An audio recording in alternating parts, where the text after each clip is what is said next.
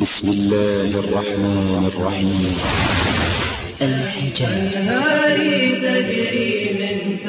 الحجاب هو الفطرة، فطرة أي إنسان إنه عايز الغطاء. الحجاب عبودية لله عز وجل. الحجاب يقودك إلى حسن الخاتمة. الحجاب وقاية من العذاب. الحجاب عنوان للمرأة الحرة. أختاه بالله عليك اوعي تكوني سبب في تحطيم أمة الحبيب.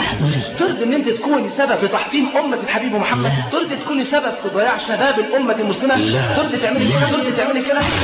أكرمني ربي بصبري أمشي بجناني وبقصري مدللة مسموع أمري نسمات تلعب. الحجاب الشيخ أحمد ياسين يا أخت قدم ده ونفسه وقدم ماله ووقته، قدم حياته كلها لله عز وجل، وأنت مش عايزة تلبسي حجاب لله؟ حجاب شوف تلبسي حجاب لله، والشيخ أحمد ياسين قدم كل حياته لله عز وجل.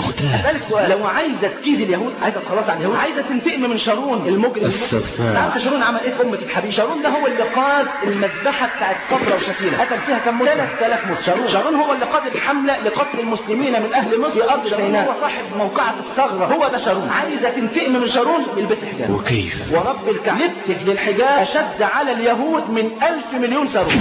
اسمعي، عبد الله بن جحش نفسه يتقطع حتت حبا لله، وانت ما نفسكيش تلبسي الحجاب حبا لله؟ كانت تخشى وتصاب.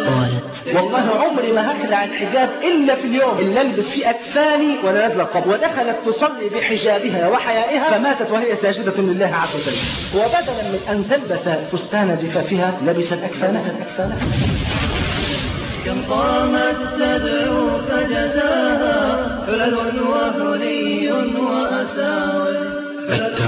التبرج يقود المرأة إلى النار. المرأة تخلوها سلعة رخيصة بسبب التبرج. الرجال يتدمروا، تنتشر الأمراض والأسقام بين أفراد المجتمع، فالتفكك يحصل إهمال جميع الواجبات الدينية بسبب انشغال الشباب بفتنة النساء. تنزل العقوبات على الأمة بسبب تبرج النساء. يا أيها النبي قل لأزواجك وبناتك ونساء المؤمنين يدنين عليهن من جلابيبهن ذلك أدنى أن يعرفن فلا يؤذين وكان الله غفورا رحيما. أخي، حجابك إن شاء الله هيكون سبب في نصر هذه الأمة، هيكون غصة وهيكون شوكة في ظهر اليهود بفضل الله. عشان زي ما قلت لك الحجاب مش النهاية، هو البداية.